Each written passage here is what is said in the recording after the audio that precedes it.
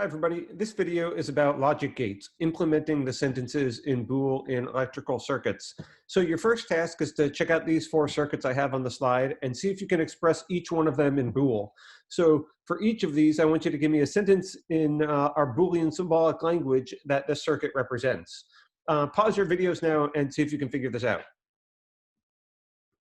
Okay, that was your chance to pause your videos. There's actually a second level here. So if you've already given up, I have a second way that you can approach this problem. So if you want the first approach, this is your last chance to pause your videos. The second way, if you want something slightly easier, I've given you four sentences here, and now your task is to just match them up. So if you couldn't figure out the sentences on your own, just see if you can figure out which of these four sentences goes with which diagram. Okay, last chance to pause your videos. We're going to talk about the answers now.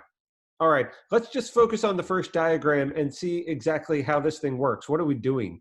So the basic principle you need to understand is when we have a closed circuit, then electricity is going to flow through this thing, like this is made of copper wire or something. And that means it's going to flow through this light bulb. It goes through the filament, lights it up, and keeps going from one end of the battery to the other. So any closed circuit will cause electricity to flow. That means if the P gate is up like this in this slanted position, then that's going to close the circuit right here, and then electricity is going to flow. It doesn't matter what the Q gate is doing in this case, because one closed circuit is sufficient to get electricity to flow. Now, let's see how we would understand that in Boolean terms. So this is actually the sentence not P or Q, and what we want to do is understand why this is the correct answer. First, let's just compute the truth function for the sentence, because really each circuit expresses a truth function. There are two gates here, P and Q, just like our two atomic sentences. Each gate of those can be in two positions, down, which is the true position, and slanted like this, which is the false position.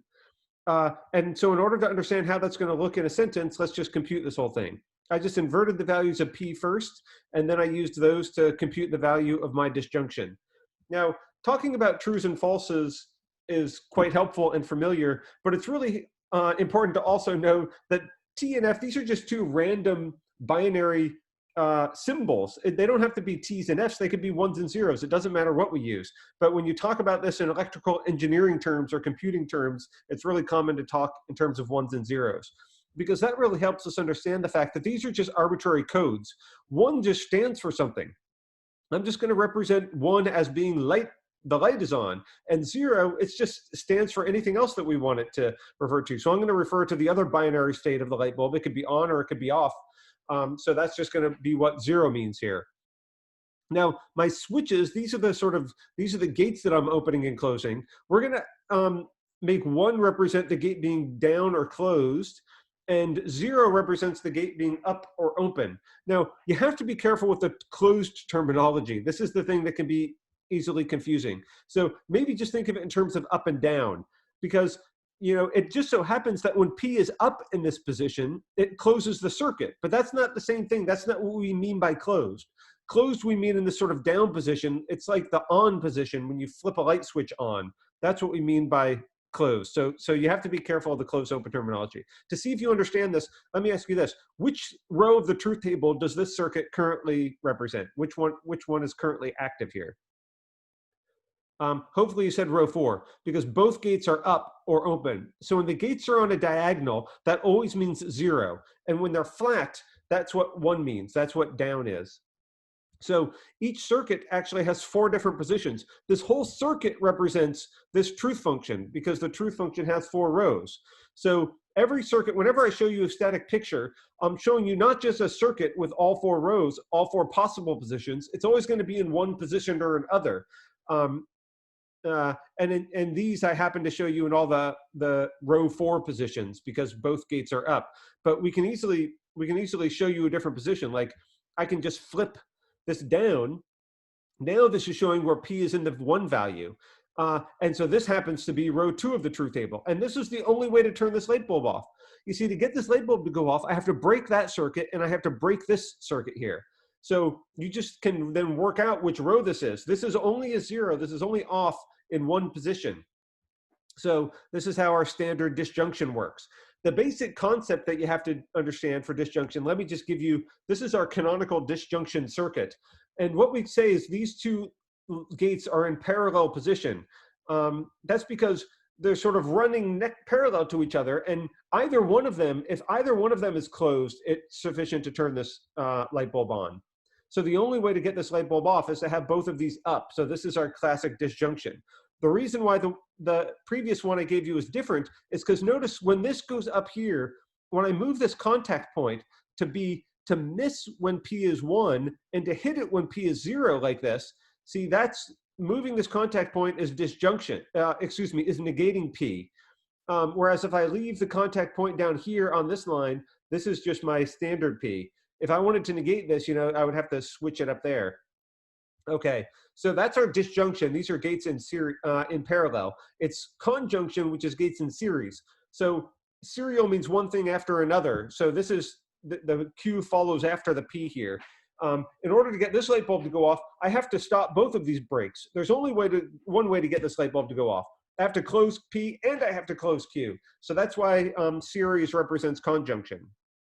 Okay, let's get back to the 4 that you started with then. So what we wanted to do is match up all of these. Let's see, stop your videos now if you still haven't finished this, because maybe you didn't get the first one, you didn't know what we were talking about, but really you should pause now to make sure you're trying to work this out for yourself. All right, let's talk about circuit number 2. The first thing I notice is this is gates in parallel, because the P and the Q here are not in the same line, but rather they're independently able to close the circuit and turn the light on. So that's what tells me this is a wide scope disjunction. And then I just have to figure out which ones are negated or not. And see, I see that they're both closing. I can see that they're both closing the circuit when they're negated, when they're in the 0 positions. So if I was giving you the red coloration, you know, this light bulb would be on right now, and all of this wiring would be red. So this is not P and this is not P or not Q. So this is the bottom one over here. It's a disjunction where they're both being negated. All right, how about the third one? The first thing I notice is this is in series. These is one after another. So this has got to be a wide scope conjunction. Of course, you might have noticed that there's only one possible conjunction here in our selection of answers. But if you were doing this, the original problem, and you were trying to come up with this answer, how would you know that? It's because I noticed that they're closing the circuit. They're hitting the contact points when they're negated. When the gates are at the diagonal, that's the 0 position. That's the thing that I call up or open. So this is a negation of Q, and since this point is up here, that's a negation of P. So that's how I can tell that they're both being negated. All right, how about the last one? Well, this is a goofy little circuit because it doesn't matter which position P is in. It's closing the circuit no matter what. You can't get this light bulb to turn off except just by breaking the machine. So this is our disjunction. This is on when P, and it's also on when not P. Or you can sort of see that literally we have two wires in parallel here, and it's closing it no matter what. Okay, now if you figured all those out, here's something wacky. Let me give you a little twist on this last one. What if I threw a letter Q in here? Pause your videos and see if you could tell me how you would symbolize this thing. Okay, that's your last chance. Now, you might have noticed the term, this is, I guess, here's the answer. I would just symbolize this as Q, because the P is idle, the P is irrelevant. If Q is true, then this bulb is on. If Q is false, this bulb is off. So now, before when we had this one with no second gates, this was on no matter what. Now we can break it and we can turn it off by opening Q, by making Q false. So this is just representing the atomic sentence Q.